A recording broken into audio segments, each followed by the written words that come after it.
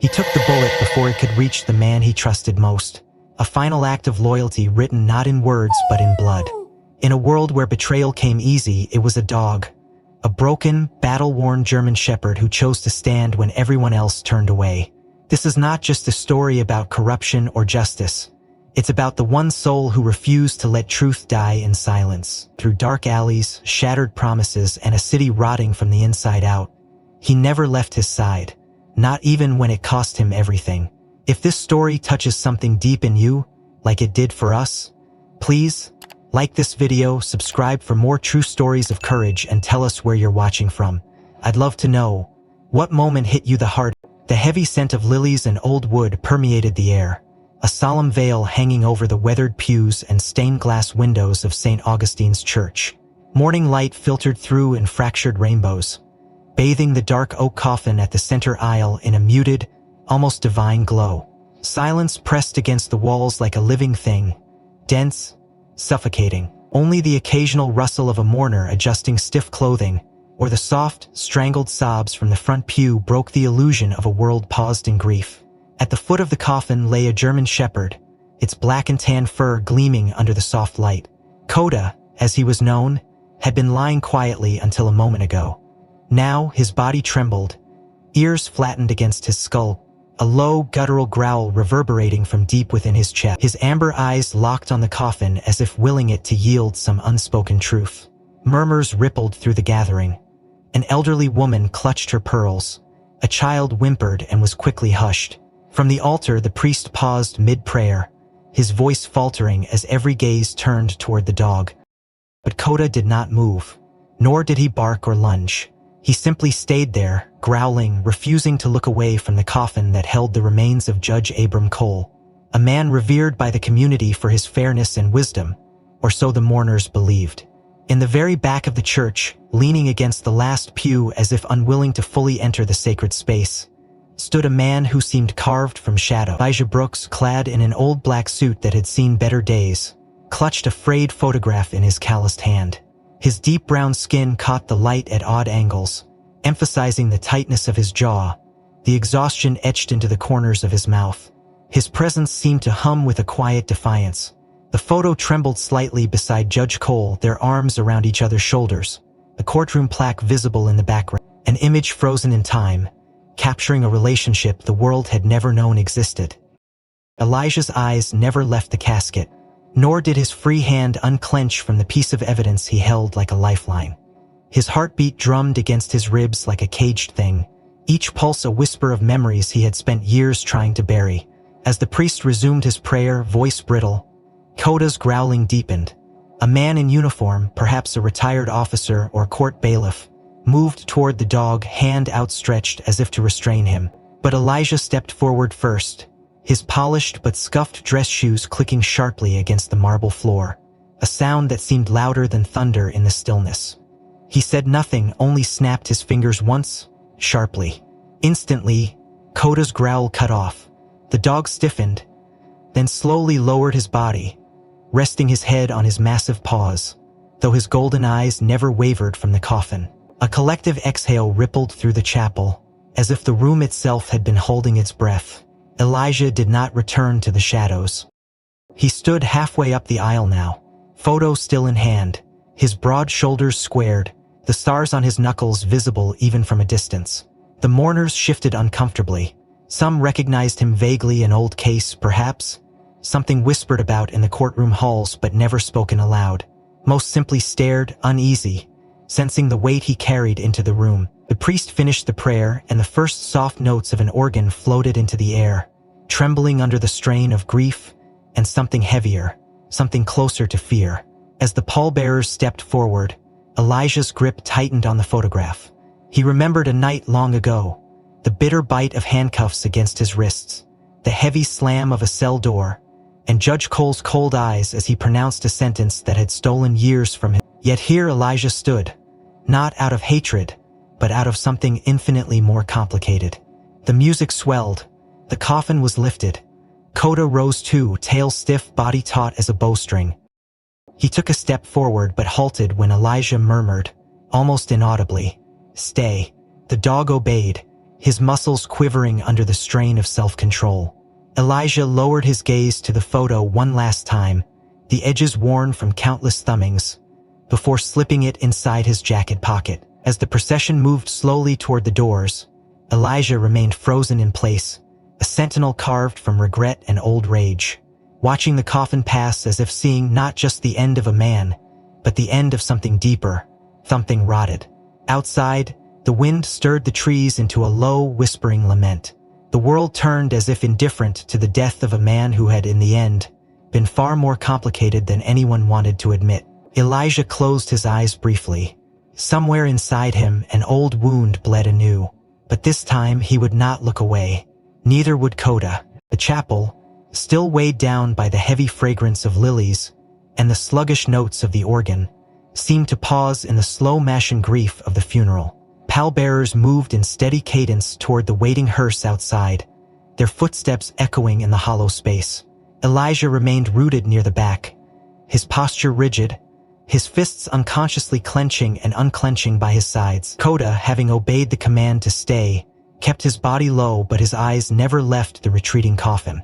As the coffin passed through the arched threshold and out into the bleak sunlight beyond, the priest lifted his hands once again and began to speak, his voice a low, sonorous hum bouncing off the vaulted ceilings.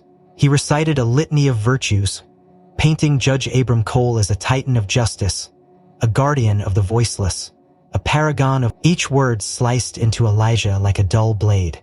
He stood still, his jaw tightening with every falsehood, every carefully curated memory being poured into the world like cheap wine. The mourners murmured their agreements, nodding somberly, a chorus of the deceived. It might have ended there, just another ceremony, another lie neatly wrapped in ritual. But then, at the exact moment the priest invoked Cole's lifelong commitment to righteousness, Coda lifted his massive head toward the high stained-glass windows and released a sound that cleaved the air apart. It wasn't a bark or a growl, it was a howl, a piercing, primal, heart-wrenching cry that spiraled up into the rafters and seemed to shake the very bones of the ancient church. A lupine wail filled with something far beyond grief, something closer to outrage. Conversations died mid-syllable. The organist's hands faltered and slipped into silence.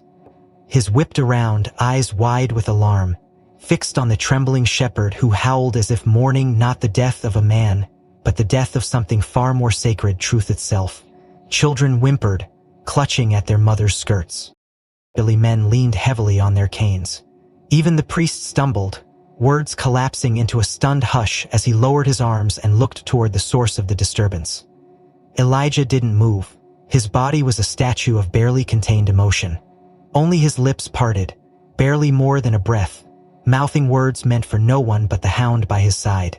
"He knows," Elijah whispered, his voice raw and trembling, the words slipping out like secrets too long buried. Coda's howl finally petered out into a low whimper, his sides heaving with the weight of it.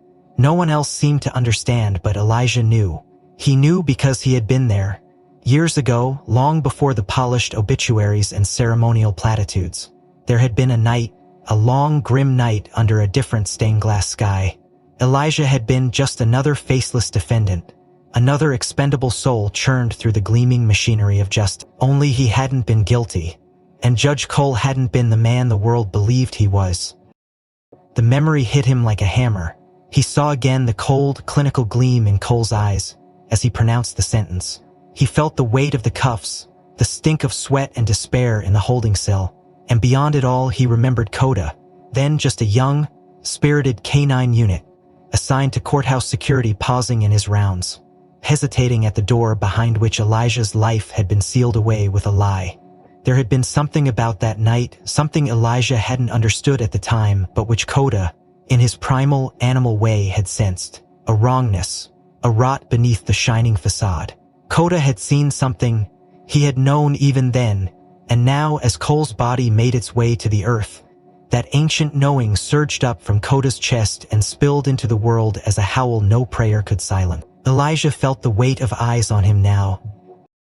A few mourners were glancing not just at the dog but at him, their expressions tinged with suspicion, confusion, discomfort. He forced his breathing to slow, unclenching his fists at his sides, willing his heartbeat into submission. This was not the time, not yet. He needed to stay invisible a little longer, to let the day's ceremonies conclude before setting the wheels in motion that he had waited half his life to turn. Yet deep inside, something had cracked open. Koda's howl had ripped a seam in the fabric of pretense that no one could fully mend. The priest, struggling to regain control of the room, cleared his throat and spoke again, his words shaking slightly. Just Cole was a man loved by many, respected by all. Let us remember him not just for what he achieved, but for who he was. Instead, he reached down and rested a hand gently on Koda's broad back. The dog shuddered beneath his touch but pressed against him in solidarity. Elijah understood the risk of being there, of allowing himself even this much proximity to the memory of a man who had damned him. But he also knew something else now, something that had taken him too many years and too many sleepless nights to understand fully. The truth was not dead. It was howling, clawing its way back into the light, and it would not be buried alongside Abram Cole. Not if Elijah Brooks had anything to say about it. The coffin disappeared into the waiting hearse with a hollow thud that echoed through the courtyard like a gunshot. The mourners began to move, slow and hesitant, like leaves caught in a reluctant breeze. Elijah lingered at the threshold. Koda pressed close against his side, the photograph inside his jacket burning against his chest like a brand. Somewhere in the sea of black suits and somber hats, he caught the flicker of another pair of eyes, watching him with an intensity that sent a cold ripple down his spine. Someone else remembered. Someone else knew. The murmurs in the chapel grew into a low tide of discontent as the priest fumbled through the remaining words of the ceremony, his voice quivering, his rhythm broken by the earlier disruption. The mourners, once unified in silent reverence, now fractured into pockets of whispered speculation and suspicious glances. The moment Koda had howled, the atmosphere had shifted irreversibly. The illusion of a simple, sorrowful farewell shattered into pieces sharp enough to draw blood. Elijah remained at the threshold. Koda pressed against his leg, the two of them forming a solitary island amidst a sea of black-clad doubt. It was then that a woman near the front, her black lace veil trembling with the urgency of her anger, stood up and pointed an accusatory finger toward the dog. "Get that thing out of here," she snapped, her voice cutting through the uncertain hum like a blade. She was middle-aged, her features pinched into a mask of disdain, her expensive jewelry clinking softly as she gestured. Several others echoed her sentiment with tight-lipped nods and disapproving stares. One of the ushers, a tall man with thinning hair and a deep frown etched into his forehead, moved hesitantly toward Elijah and Koda. "Sir," he said, voice low but firm, "I'm going to have to ask you to remove the animal. It's upsetting the family." His gaze flicked nervously toward the veiled woman and the others who clustered protectively around her like moths around a flickering flame. Elijah said nothing. He glanced down at Koda, whose entire body had stiffened, muscles taut beneath his coat, claws digging into the marble floor. The dog let out a low growl, not of aggression but of stubborn, immovable resolve. As the usher took another tentative step forward, Koda's nails scraped audibly against the tile, an ugly, grating sound that caused several mourners to wince and draw back. Koda wasn't going anywhere.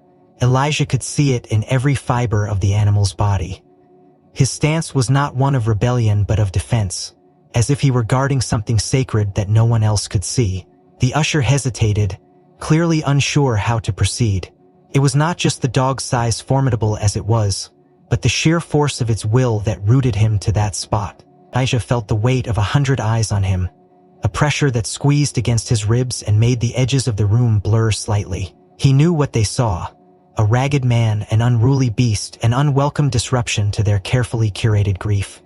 He also knew what they didn't see: the truth buried beneath layers of years and lies, now clawing its way back to the surface through the body of a dog too loyal, too pure to forget. The usher opened his mouth again, perhaps to insist, but Elijah moved first. He took one step closer to Koda, his boots making a deliberate, echoing sound on the marble. He crouched down slightly, enough to meet the dog's burning gaze head-on, and then, in a voice that was quiet but laced with undeniable authority, spoke a single word: "Stay." The transformation was immediate. Koda's muscles relaxed, his ears flicked back, and he dropped heavily onto his haunches, then slowly lowered himself until he lay flat against the cold floor. His tail curled neatly around his side, his head resting between his outstretched paws. His golden eyes still trained unblinking on the doorway through which the coffin had disappeared. A stunned silence rippled through the room. The usher took an instinctive step back, eyes wide. The veiled woman clutched her handbag closer to her chest, as if the sight of the obedient shepherd unnerved her more than his defiance ever could. The priest cleared his throat awkwardly and resumed the closing rites, though his words lacked conviction now, hollow echoes of a service that had spiraled beyond his control. Elijah rose slowly, brushing non-existent dust from the sleeves of his jacket. He could feel the tension begin to ease, the collective breath of the room cautiously resuming its natural rhythm. But he knew the equilibrium was fragile, temporary. He turned his attention back to Coda, who remained perfectly still, a silent sentinel. There was no doubt anymore, not even the smallest sliver of it had been etched into his very bones, as if Elijah's voice had unlocked something old and sacred between them. And perhaps it had. Memories stirred at the edges of Elijah's mind, fragments of another time, another place, where a younger, more naive man had dared to believe in justice, in redemption, in the simple power of truth. He remembered the night he had first seen Coda, not behind a cage or a leash, but in a dark hallway behind the courthouse, tense and alert, growling at a door no one else thought to question. He remembered how they had both been ignored, how the truth had been buried that night, deep and permanent, or so everyone thought. Elijah's mouth tightened into a grim line. The dog hadn't forgotten, neither had he. As the mourners filed past him now, offering tight, wary nods or simply averting their eyes altogether, Elijah stayed where he was. He made no move to follow the coffin, no attempt to join the sea of hollow condolences and political platitudes gathering in the courtyard beyond. Instead, he remained at Coda's side, feeling the steady rise and fall of the dog's breath against his boot, the living heartbeat of a memory that refused to die. From somewhere deeper inside the chapel, perhaps behind the altar or in one of the side rooms, a shadow shifted. Behind the living Cardis, not by a long shot. The heavy oak doors of St. Augustine's groaned shut behind the last of the mourners, their footsteps fading into the whispering wind of an early evening already swallowing the horizon. Dusk bled into the chapel through the towering stained glass, smudging the colors into a murky, sorrowful haze. Alone now, Elijah stood in the center aisle, the vastness of the empty church pressing down around him like the weight of 1,000 unseen eyes. Coda lay motionless at his feet, ears flicking occasionally at distant sounds, but otherwise silent, a loyal shadow at Elijah's side. The air grew colder as the last rays of the sun surrendered to the inevitable creep of night. Somewhere deep within the cavernous building, the old pipes groaned, the structure settling into its nocturnal stillness. Yet Elijah remained, unmoving, his gaze locked onto the dark shape of the coffin resting atop its dais. The flag draped over it now faded to a dull, lifeless gray in the dim light. Slowly, almost unwillingly, Elijah's feet began to move, carrying him forward step by reluctant step until he stood directly before the coffin, close enough to see the fine grains of the polished wood, the careful stitching of the fabric tucked around its edges. His heart pounded against his ribs, a drumbeat loud enough it seemed to echo off the vaulted ceiling above. He dropped to one knee, not out of reverence but because the weight of what he carried was suddenly too much to bear standing. Coda rose and took a step forward, but Elijah raised a hand without looking. A silent command the dog understood instantly. Elijah leaned closer until his forehead nearly touched the wood, and he whispered, his voice a broken thing in the cavernous emptiness, "You ruined me." His fingers splayed against the side of the coffin, feeling its chill seep into his skin. "You looked me in the eyes," he continued, the words trembling with the effort of being spoken aloud. "And you knew I didn't do it." His throat tightened, memories clawing their way up through the years. The courtroom had smelled of bleach and desperation. The jury hadn't met his eyes. The judge Abram Cole had sat high on his bench like a god in black robes, pronouncing judgment with a voice smooth as river stones and just as cold. Elijah had screamed, protested, pleaded, but it hadn't mattered. Not then, not for a young black man caught in the wrong place at the wrong time with no one powerful enough to vouch for him. His hands curled into fists against the coffin now, nails biting into his palms. "You were supposed to be different," he said, voice breaking. "You were supposed to be better." Behind him, Coda shifted, a low whine escaping the dog's throat. But Elijah didn't move. He stayed kneeling there, speaking not to the corpse inside the box, but to the man who had once worn flesh and blood and power. The man who had looked into Elijah's soul. A breath shuddered out of him, ragged and empty. "I rotted in a cage," Elijah murmured.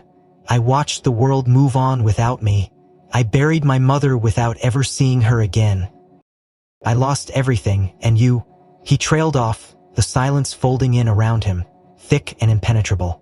He didn't know how long he stayed there, breathing in the stale floral air of the chapel, feeling the cold creep deeper into his bones.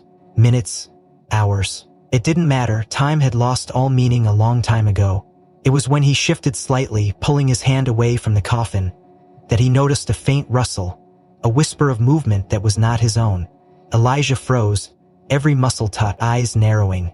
He leaned closer, peering at the seam where the lid of the coffin met the body of the box, and saw it.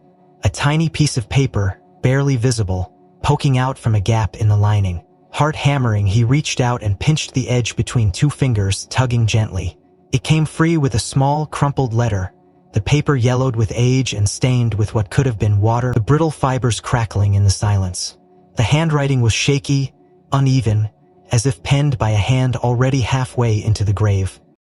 He squinted in the gloom, making out the words scrawled in a trembling, desperate script. "Forgive me." The letter was short, fragmented, as if written in a moment of unbearable guilt. Snippets of confession bled through. "Couldn't fight them, wasn't strong enough, you deserved better." Elijah's vision blurred, and he realized with a jolt that his hands were shaking, the letter trembling between his fingers. He read it again and again, as if trying to force the truth to rearrange itself into something he could forgive. But the words didn't change. They stood as a stark monument to betrayal, to cowardice, to a man who had once held Elijah's life in his hands and crushed it underfoot for reasons he might never fully understand. "Forgive me," the letter pleaded. Elijah closed his eyes, pressing the crumpled paper against his forehead, as if proximity could bleed the meaning into him, could somehow staunch the old wounds reopening in his chest. But forgiveness was a mountain he didn't know if he could climb. Not yet, maybe not ever. The candle flames guttered in a sudden draft, shadows jumping and twisting along the walls like restless spirits. Elijah folded the letter carefully, almost reverently, and slid it into the inner pocket of his jacket, alongside the photograph. Two artifacts of a life broken and betrayed. Two pieces of a puzzle he had spent too long pretending didn't matter. He rose slowly, every joint protesting, and placed a hand flat on the coffin's surface one last time. "I'll carry it," he said, voice low and rough. "But don't think for a second it absolves you." He turned away, Coda rising instantly to fall into step beside him, their footsteps the only sound echoing through the abandoned church. As they moved down the aisle, past the darkened pews and the flickering candlelight, Elijah felt the first stirrings of something dangerous coiling in his gut, something that tasted like purpose. They were not done here. Not yet. The air inside St. Augustine's grew heavier as night deepened, the flickering candles along the side altars struggling against the encroaching darkness, their flames shivering with every stray gust that found its way through the ancient stone walls. Elijah moved slowly down the aisle, the letter from the coffin a weight against his chest. Coda pressed close to his leg, their footsteps the only sound in the cavernous silence. As they neared the apse, a chill draft slithered down from the rafters, and Coda suddenly paused, his nose twitching, muscles tensing beneath his sleek coat. Elijah halted instinctively, his hand reaching down to brush along the dog's back in a silent question. Coda's ears pinned back slightly, and without hesitation, he veered off toward the far left corner of the chapel, where a dusty tapestry depicting St. Michael the Archangel hung limp against the stone wall. Elijah followed, his boots echoing sharply off the floor. Coda lowered his head, sniffing intently at the edge of the wall, and then, without warning, began to paw at the cracked stone tiles. The sound was harsh, a frantic scraping that seemed to vibrate through the cold air, stirring old dust into the beams of trembling candlelight. Coda, Elijah hissed under his breath, casting a wary glance around the empty space, but no one came. The church had been abandoned to them now, left to its ghosts and secrets. Coda continued his work with determined urgency, his paws raking away the accumulated grime of decades. After a few moments, Elijah knelt beside him, his heart hammering, and together they unearthed a loose slab of stone, the edges worn and crumbling. Elijah gripped the slab with both hands and heaved, gritting his teeth against the protest of old, unused muscles. With a final grunt, the slab shifted, revealing a narrow hollow beneath. The smell that wafted out with old paper and damp wood, tinged with something darker, something long buried. Reaching into the hollow, Elijah's fingers brushed against rough wood, and he pulled free a small, battered box, its corners reinforced with tarnished brass, its hinges creaking in protest as he set it on the floor between them. Coda sat back on his haunches, watching with intense, almost human focus. Elijah wiped the dust from the lid, revealing the faint etchings of a scale of justice burned into the wood. A mocking irony he did not miss. His fingers hesitated for only a moment before flipping the latch and lifting the lid. Inside, a stack of papers lay haphazardly bundled together, with a length of frayed twine, their edges yellowed and curling with age. Elijah lifted the top bundle out carefully, unfolding the first sheet, his eyes scanning the contents with increasing disbelief. Case files, names, dates, docket numbers, verdicts, each one stamped with the insignia of the Riverside County Court, and beneath that, scribbled notations in an unsteady but familiar hand. Abram Coles. Elijah's blood ran cold as realization dawned. These were not just any cases, they were the forgotten ones, the miscarriages of justice, the faces of men and women who had vanished into the system, buried under paperwork and legal jargon.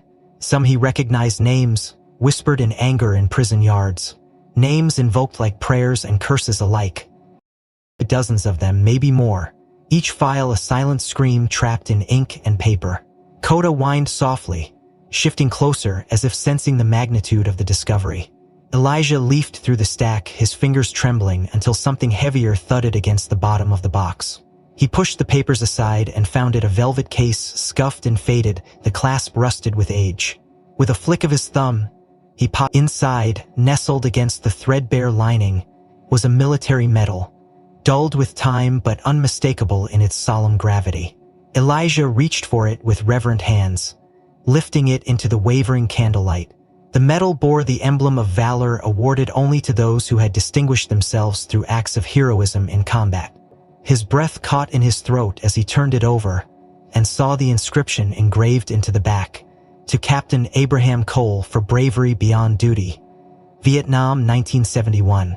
His heart pounded louder now, blood rushing in his ears, drowning out the creaks and groans of the settling church. Vietnam, his father's war, his father Jonas Brooks, who had spoken so rarely of those days, who carried his scars in silence and whiskey and restless, haunted nights. Memories surged forward unbidden. Jonas sitting hunched over the kitchen table, the faded photographs spread out before him, the faint smell of gun oil and regret hanging in the air.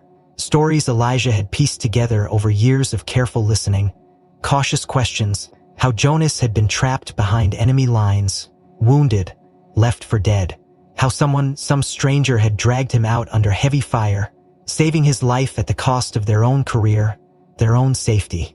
And now here it was, carved in tarnished metal and hidden among the sins of a man who had saved his father but destroyed his son. The cruel, looping symmetry of it staggered Elijah. He sank back on his heels, the metal clutched in one hand, the stack of damning files in the other. How much had Cole known? Had guilt driven him to preserve these files, to keep a record of the lives he helped to ruin? Was this his attempt at atonement, secret and insufficient though it was? Elijah didn't know. All he knew was that the ground he thought had been solid beneath his feet had cracked open, revealing a labyrinth of betrayal and broken debts stretching out beneath him. Beside him, Coda shifted, bumping his massive head against Elijah's shoulder in silent solidarity. Elijah blinked hard against the sting behind his eyes and reached out to scratch the dog's ears, grounding himself in the warm, solid presence. The church creaked again, louder this time, as if the building itself recoiled from the secrets newly unearthed within its walls. Elijah packed the files and the metal back into the box, securing the lid and tucking it under one arm. The weight of it felt heavier than any burden he had ever carried. As he rose to his feet, Coda standing ready at his side, he knew with bone-deep certainty that their night was far from over. The night deepened into a suffocating darkness as Elijah exited the front doors of St. Augustine's, the battered wooden box heavy under his arm and Coda's steady presence brushing against his leg. The town stretched out before him like a corpse under moonlight, its shuttered storefronts and empty streets whispering secrets to the cold wind. Elijah's mind raced, a storm of memories, revelations, and possibilities churning inside him. Every step away from the church felt like stepping further out of the old world and into something raw and uncertain. He tightened his grip on the box, the rough wood biting into his palm. Should he bring it to the police? The media? Was there anyone left he could trust with evidence of this damning? His breath steamed in the air, the cold gnawing at the edges of his thoughts. Coda walked stiffly beside him, head low, tail straight, the muscles beneath his coat twitching with an alertness Elijah recognized from their time in darker places. It wasn't just the night unsettling them. It was something else, something unseen. Elijah reached the side courtyard of the church, an open square framed by tall hedges and sagging iron benches, where weeds had broken through the cracks in the paving stones. He paused beneath a broken lamppost, his breath slowing as he tried to think, to map a way forward. That was when he felt it, the prickle at the base of his neck, the silent scream of instincts honed through years of survival. Someone was watching. Elijah didn't move. He let his eyes wander naturally over the scene, pretending to scan the street ahead, but in his peripheral vision, he caught a flicker of movement. A shadow detached from the others, sliding along the edge of the hedgeline. Too purposeful to be an accident, too quiet to be anything good. Coda's ears pinned back, his hackles rising in a silent alarm. Elijah shifted the box under his arm, freeing his dominant hand, his body coiling without thought into a stance ready to run or fight. He took a single step forward, and that was the trigger. The shadow detached fully, a man emerging from the gloom, dressed in dark clothing, his face obscured by the brim of a baseball cap pulled low. His hands were empty at first glance, but Elijah wasn't fooled. He knew the language of killers, the set of the shoulders, the way the man's right arm stayed too close to his body, protecting the concealed weapon within his jacket. Coda growled low, a sound that rumbled against Elijah's calf like distant thunder. The assassin moved fast, his left hand snapping forward in a feint, his right pulling a glint of cold steel from under his coat, a short, serrated blade designed for close work. Quick and silent. Elijah's muscles tensed, ready to throw the box as a distraction, ready to run, but Coda reacted first. With a snarl that ripped through the silence like a gunshot, the shepherd launched himself forward, a streak of black and tan fury. The assassin twisted, raising the knife, but Coda hit him mid-center with a force that drove the air from the man's lungs in a violent gasp. They crashed to the ground, the knife skittering across the cracked stones with a metallic clatter. Elijah dropped the box instinctively and lunged after it, one eye never leaving the struggle. Coda pinned the attacker with brutal efficiency, his powerful jaws snapping inches from the man's face, his paws digging into the assassin's shoulders to keep him immobilized. The man fought viciously, managing to land a knee into Coda's ribs, but the dog only snarled louder, pressing down harder, his teeth flashing inches from the assassin's throat in a deadly promise. Elijah scooped up the fallen knife. The attacker froze as Elijah approached, recognition flickering in his eyes, not recognition of Elijah himself, but of the inevitability of failure. The man muttered something under his breath, curses maybe or please, before going limp beneath Coda's weight. Elijah knelt quickly, patting him down, finding a slim wallet tucked inside the inner lining of the jacket, flicked it open and found no ID, no credit cards, nothing but a scrap of paper folded neatly inside. He unfolded it, frowning at the contents, a blurry photocopy of a church blueprint, with a red circle marked over the courtyard and a date. Tonight's date scrawled in the corner. Orders, a planned hit. Elijah's hands shook slightly as he refolded the paper and stuffed it into his pocket. He glanced around the courtyard, scanning for accomplices, for more shadows waiting to finish what this one had failed to do. But the street remained eerily deserted, save for the distant flicker of headlights a few blocks away. Sirens or just his imagination? Either way, he couldn't stay here. Not now. Not with blood scenting the air and questions multiplying by the second. He whistled sharply once. A command drilled into Coda years ago. The shepherd immediately backed off, his body taut and ready, but obeying without hesitation. Elijah grabbed the box again, tucking it under one arm, and, with Coda at his side, he melted into the darkness of the side alley, moving swiftly but cautiously, each step drawing him further from the familiar and deeper into the teeth of a storm he could no longer avoid. The alleyways of Riverside bled into each other, a labyrinth of crumbling brick and broken lights. As Elijah and Coda moved deeper into the night, the battered box pressed tightly against Elijah's ribs. The taste of fear was sharp on his tongue, metallic and bitter, and with every step he felt the weight of the decision looming larger, an invisible noose tightening around his throat. They ducked into an abandoned service entrance behind a row of shuttered shops, the iron door creaking reluctantly as Elijah shoved it open. Inside, the darkness was almost complete, save for the faint silver slashes of moonlight that slipped through the broken windows. Elijah leaned against the wall, breathing hard, Coda pacing restlessly in the narrow space, his body a taut line of nerves and readiness. Elijah slid down to the floor, the box thudding beside him, and buried his face in his hands.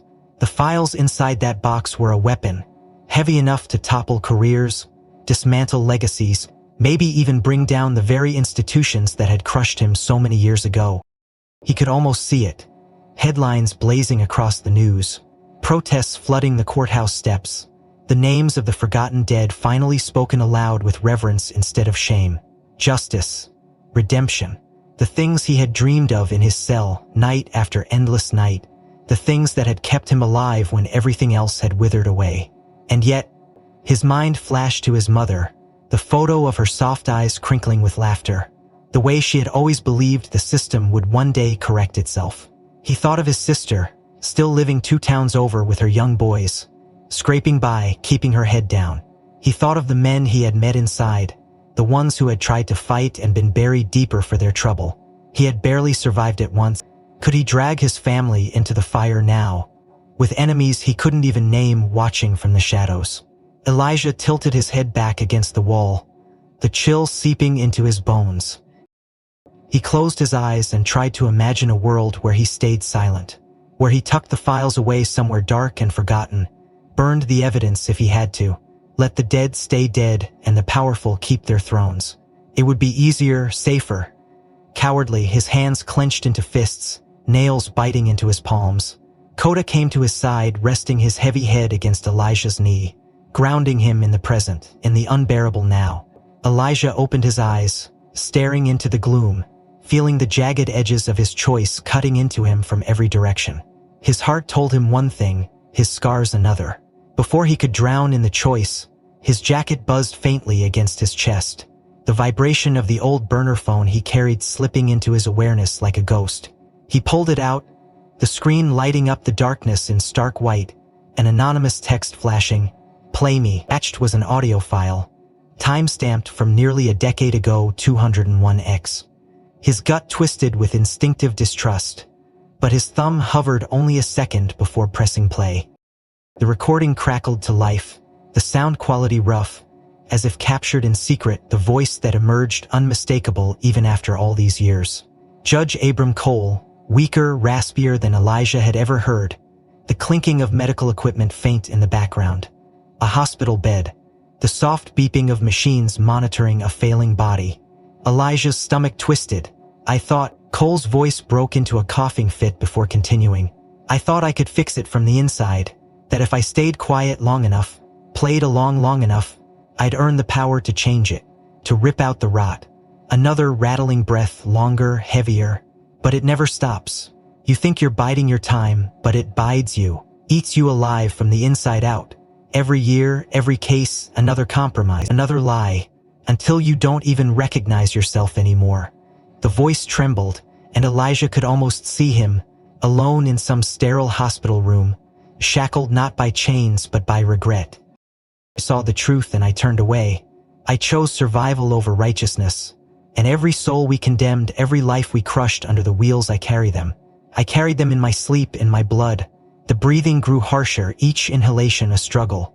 A long pause, then, so Elijah had to strain to hear it. Forgive me. I wasn't strong enough to fight the machine. The file ended with a sharp click, leaving only the sound of Elijah's own ragged breathing in the darkness. He sat frozen, the phone slipping from his hand to clatter onto the floor, forgotten.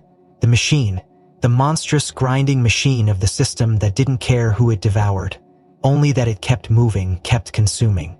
Abram Cole had been a cog and a casualty both, and now Elijah had to choose whether he would be the next. His head fell back against the wall, the hard surface unyielding. Coda licked his hand once, a silent comfort. Elijah closed his eyes, the confession echoing in his mind like a bell tolling for the dead, for the broken, for the ones still standing with no place left to go. The files inside the box seemed to hum with possibility, with peril. Every life lost, every future shattered, pressed against the inside of that wood like spirits desperate to be freed. Elijah swallowed hard, tasting salt and iron. He wasn't a hero. He had never been a hero. But maybe, just maybe, he could be something else. The city was still sleeping when Elijah made his decision. Slipping from the shadowed safety of the abandoned building with the box gripped tightly under one arm and Coda glued to his side. The streetlights overhead sputtered and buzzed, casting sickly pools of light that barely kept the night at bay. Every step felt like a drumbeat against the silence, a countdown he couldn't ignore. The files inside the box were heavy with consequence. Each name, each case, another nail in the coffin of the system that had devoured so many. Elijah knew there was no turning back now, no hiding once the first document saw the light of day. He pulled the hood of his sweatshirt low over his face, keeping his head down, moving through the narrow alleys and crumbling back streets where the cameras didn't reach. Coda's body remained taut and alert, his keen eyes sweeping the darkness, his every muscle ready to react. They moved like ghosts through the city's underbelly, tinching closer to their destination. A community journalist Elijah trusted, one of the few voices too small to be silenced, too stubborn to be bought.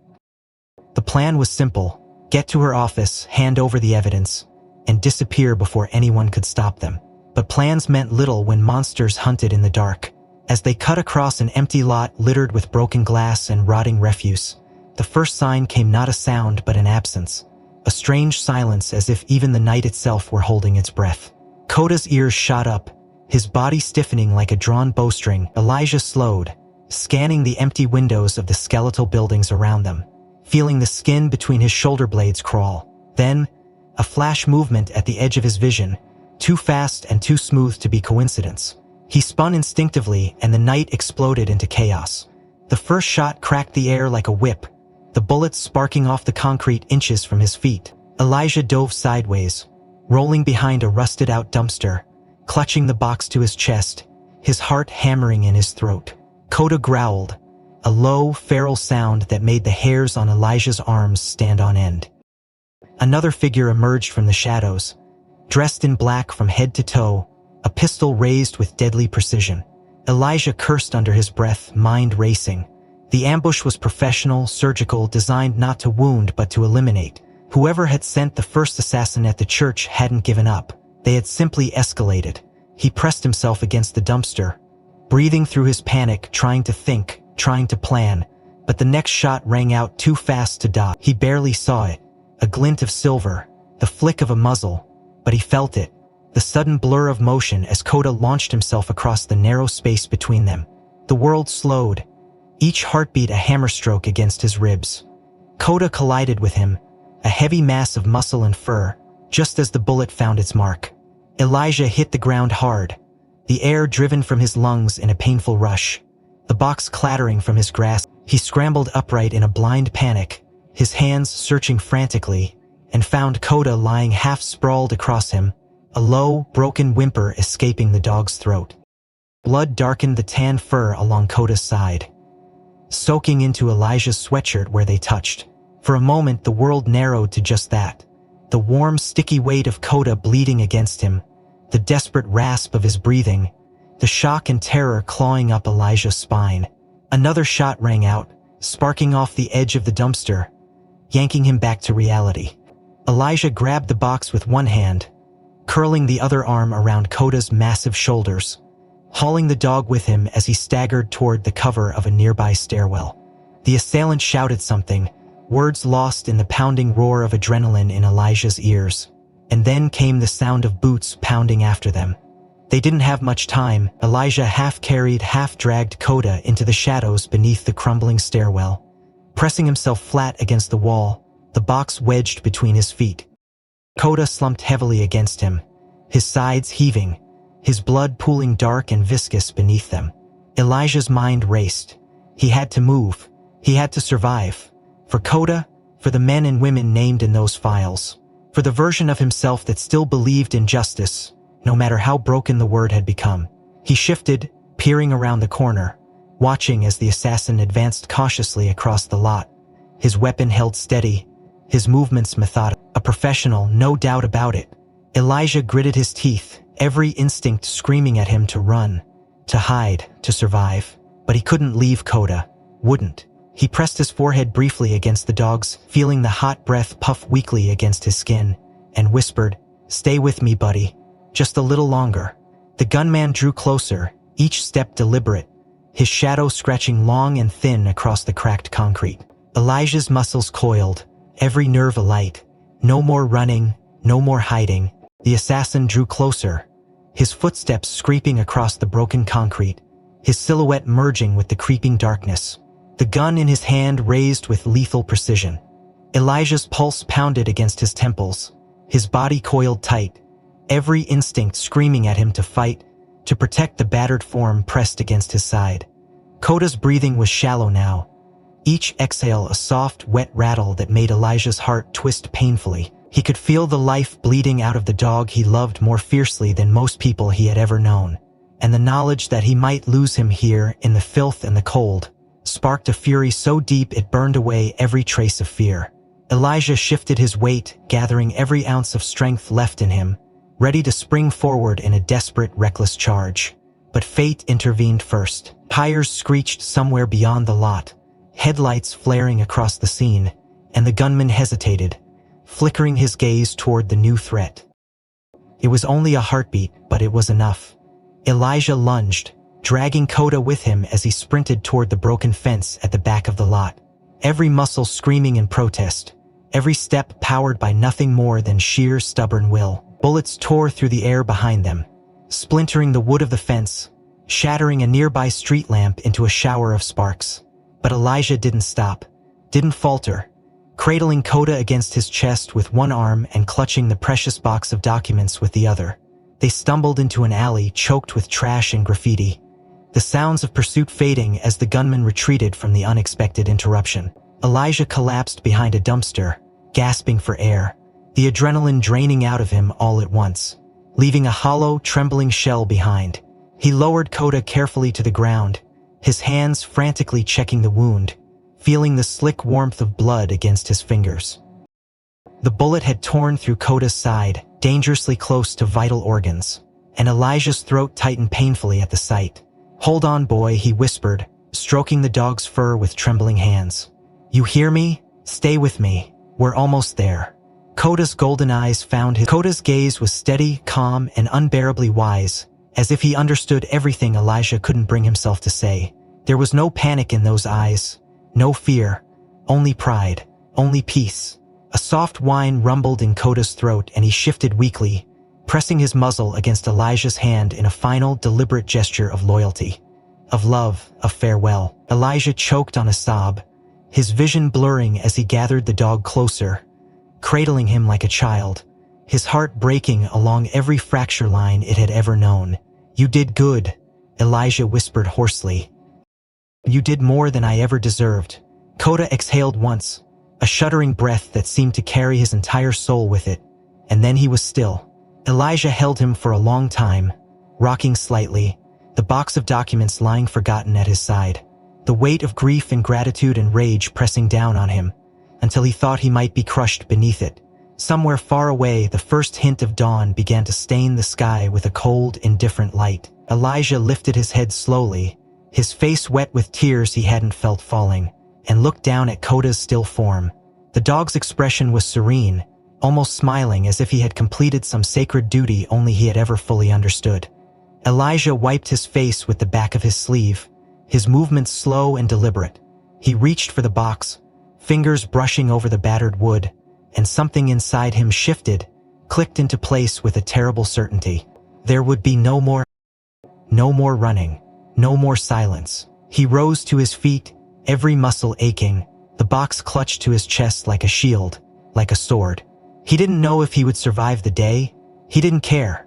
Coda had given everything for this moment, and Elijah would not let that sacrifice be for nothing.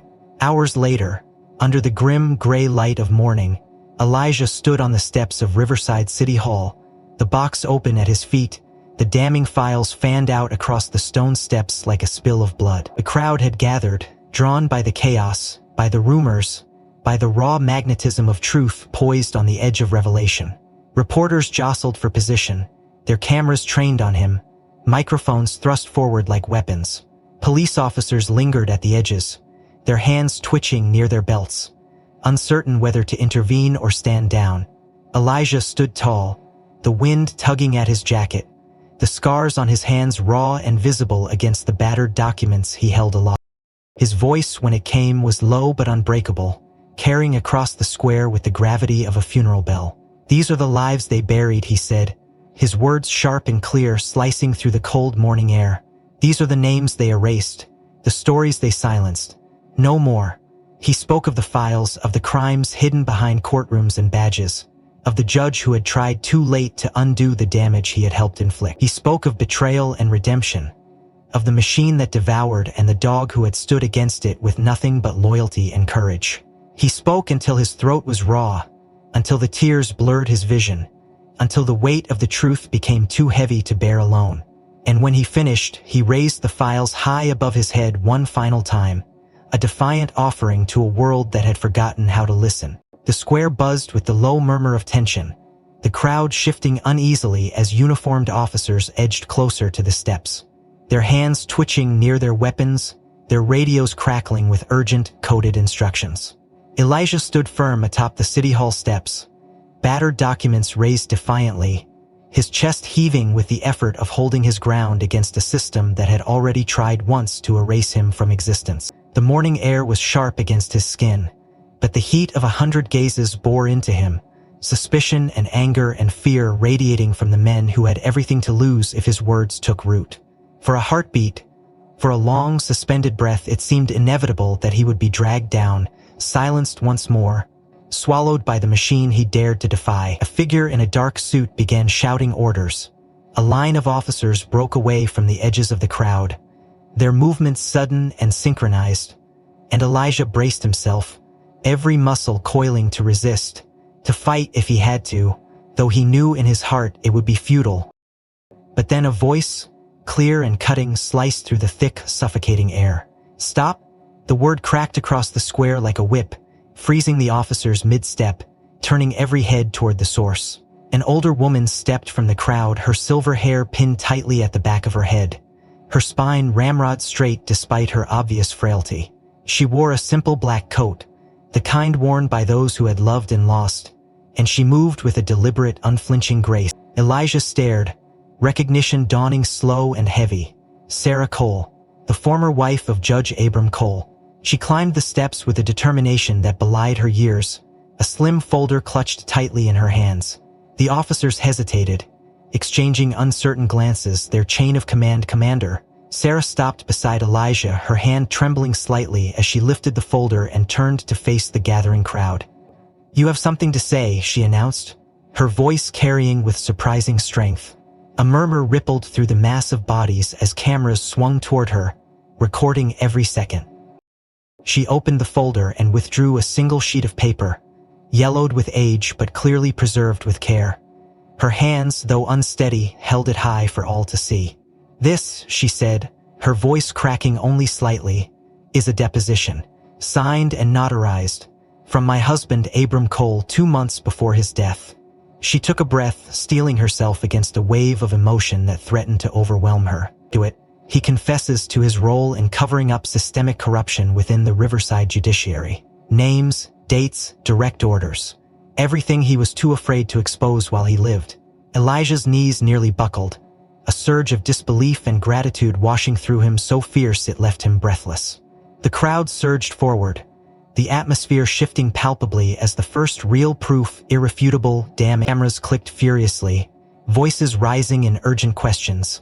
And for the first time, Elijah saw fear, not the cold, calculating kind, but real fear flicker across the faces of the men who had ruled this town like kings. Sarah turned to Elijah, her expression softening. "I should have come forward sooner," she said, her eyes shimmering with unshed tears. "But better late than never."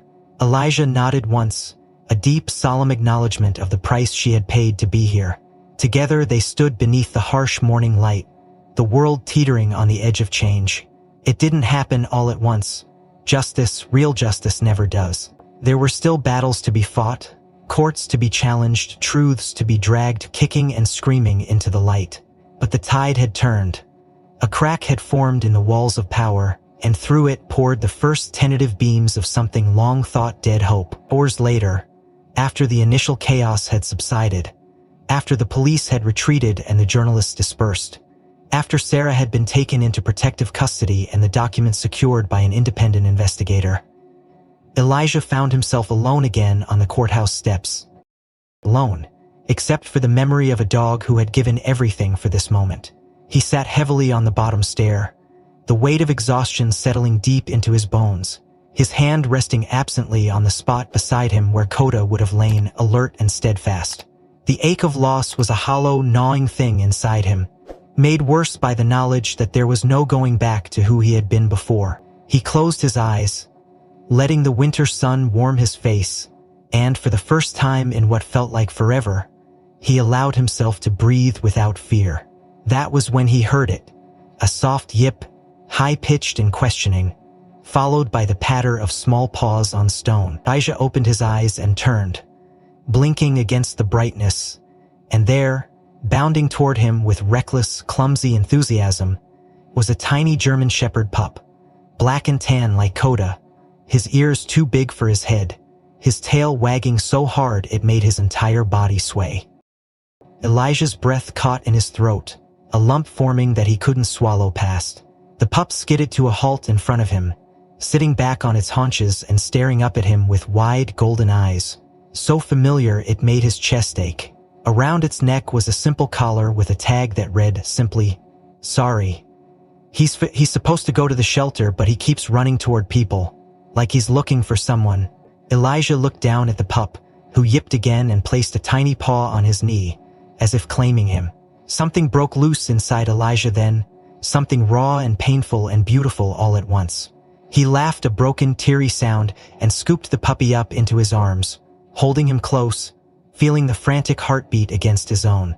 The woman smiled, a little sadly, and said, "Looks like he found who he was looking for."